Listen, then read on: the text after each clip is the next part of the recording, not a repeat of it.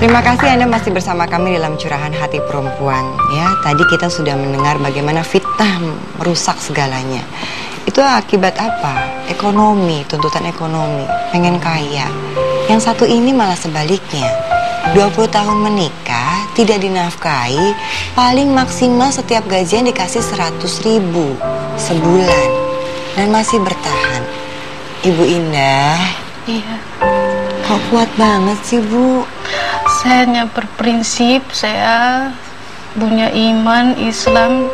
Saya menikah itu bagi saya itu sakral, ibadah yang harus saya pertahankan seumur hidup saya sekali. Mau saya, makanya saya pasrah. Saya ketemu dia tuh nggak pacaran, sesuai agama ya. Enggak. Jadi saya waktu itu pulang kampung ya, saya di sini udah lama. Di Jakarta 13 tahun saya udah kerja, saya udah beli rumah seisinya, udah saya Ibu udah mandiri waktu udah itu mandiri, ya. Umur saya udah 24. Saya dikatain mulu sama teman-teman keluarga, katanya orang tua takut kawin. takut kan. Yang demen jujur ya, dari SMA ada polisi 3 tahun nungguin saya, ada TNI dari saya SD udah nyuratin terus lewat ibu saya, demen gitu. Saya beban banget, makanya kata ibu saya udah ke Jakarta aja, kuliahlah. Saya daftar UNPTN, udah gitu sampai nunggu saya ngeles komputer gitu ya. Yang jadi guru privatnya AAL juga. Di situ ketemu tentara lagi. Ya, maksud saya akhirnya saya benar-benar demen sama guru yang satunya lagi. Yang pertama nembak saya nggak mau karena saya udah hitam, dia hitam banget, saya nggak mau gitu prinsip saya. Waktu itu Bibit bebek tuh penting ya, Bu. Iya. Mau kalau hitam sama merubah hitam. inilah. Akhirnya saya dipacari 5 tahun loh. Pokoknya itu si yang itu ya 5 tahun itu adiknya artis zaman situlah. Nyohor lah, ngetop juga ya, Bu. ngetop itu sampai dia Bu nggak taunya itu dia Katolik. Keluarga besar saya alhamdulillah semua muslim dan berhaji semua gitu. Bapak saya terutama ya, sebenarnya itu udah nggak boleh, dilarang, tapi dia tetap ngelamar. Begitu ngelamar ditolak lah secara baik-baik, bukannya anti agama lain, enggak. Keluarga saya maunya satu jalur lah, satu agama gitu. Akhirnya tetap nikah. Akhirnya enggak, batal. Dia masih cinta, masih sayang, bahkan uang udah dikirim terus ke saya, banyak dah. Saya kembaliin lagi karena nggak jadi. Akhirnya saya naik kereta suruh ibu saya udah ke Jakarta lagi.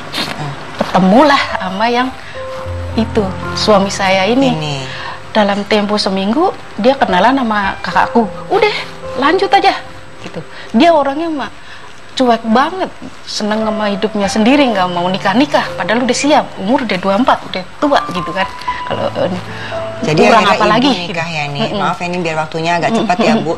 Jadi akhirnya ibu nikah nih sama si suami akhirnya ibu dengan waktu cuma sebentar. Padahal ibu dengan berjejer laki-laki yang semua menggagumi ibu gitu, ibu tolak semua gitu kan. Ipar saya marah.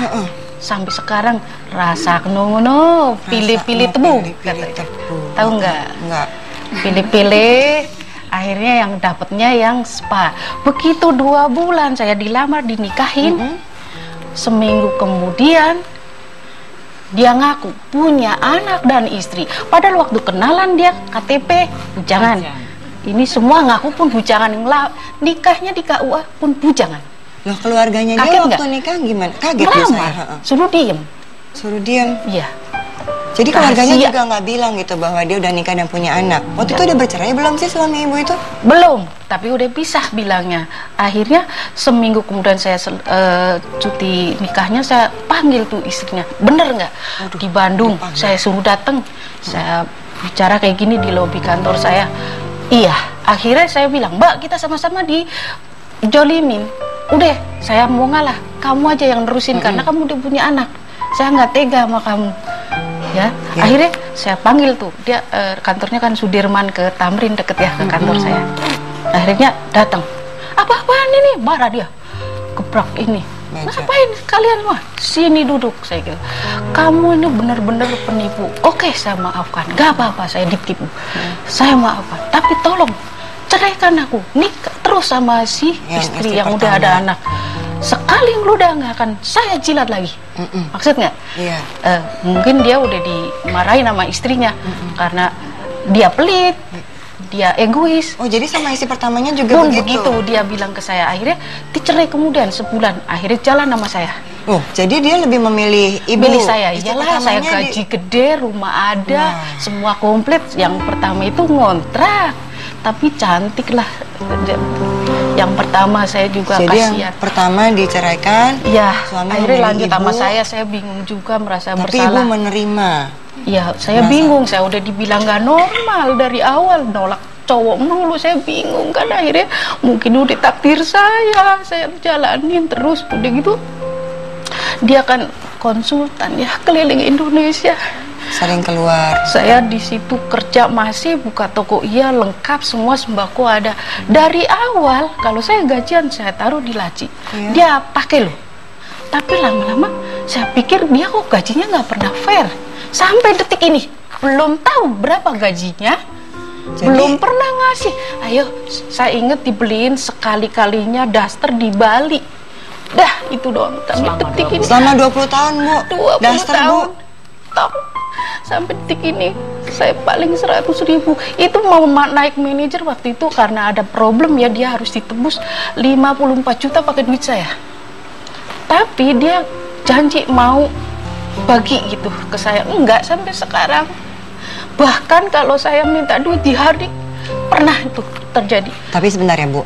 Ini kan yang ibu sampaikan dengan berapi-api ini adalah ketidakfairan, ketidakadilan suami ibu yang sudah manajer, sudah konsultan, tapi nggak pernah ngasih nafkah. Kan ibu semua bekerja sendiri, bahkan ibu yang bayarnya semua kebutuhannya sampai 54 juta itu dibandingkan satu daster itu ya Bu, yang di Bali itu ya Bu ya.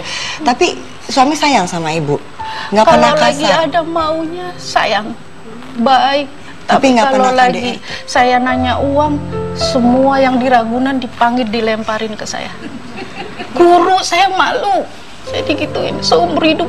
Cuma suami saya yang ngomong begitu. Kurang sabar apa? Saya dihardik, suruh jual diri sana biar punya duit. Gitu. Suruh jual diri, Bu? Pernah. Sampai jual diri sana. Kamu kenal semua pejabat di Bekasi. Saya karena pernah jadi panwas, pernah juga jadi katakanlah KPU, walaupun saya bagian. Baik. Baik, ini saya bisa merasakan apa yang ingin disampaikan oleh Bu Indah dengan berapi-api ini ya, tidak terima perlakuan suami. Bahkan sampai disuruh jual diri. Tetap baik bersama kami dalam Curahan Hati Perempuan, sesaat lagi kami akan segera kembali.